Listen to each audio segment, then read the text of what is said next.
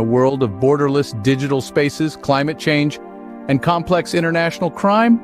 This question looms large as we consider the European Convention on Human Rights, a document that has shaped the landscape of human rights in Europe since 1950. One of the cornerstones of the convention is the principle of freedom of movement. Originally designed to promote free mobility, this principle is now being exploited by human traffickers, turning a protective right into a tool for exploitation. The emphasis on individual freedom without adequate regulation has inadvertently created a loophole for these heinous crimes. The convention must adapt to better regulate cross-border movement, respecting the rights of migrants while also combating human trafficking.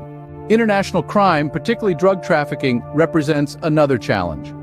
The convention struggles to provide tools to combat these cross-border networks. Its focus on national sovereignty hinders the effective investigation and prosecution of criminals operating in multiple countries. The convention needs to evolve to facilitate international cooperation, ease the exchange of information, and strengthen law enforcement agencies in their fight against cross-border crime. Beyond these examples, the convention has shortcomings in various areas. Consider the protection of privacy in the digital age, the rights of LGBTQ+ individuals across all member states, and adaptation to the climate crisis. To prevent the convention from becoming irrelevant, it must continually adapt to our changing reality. It is time for a renewed reflection on the foundations of the European Convention on Human Rights. While its principles must be upheld, we need to acknowledge that the world of 2024 is fundamentally different from 1950. By updating and adapting these rights to reflect our times, we can prevent misuse and ensure the convention's effectiveness in the 21st century. The European Convention on Human Rights forms an indispensable foundation for the protection of fundamental rights in Europe.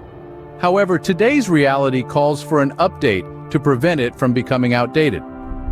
By modernizing the guaranteed rights and emphasizing international cooperation, we can safeguard the convention's effectiveness in the 21st century and counter misuse.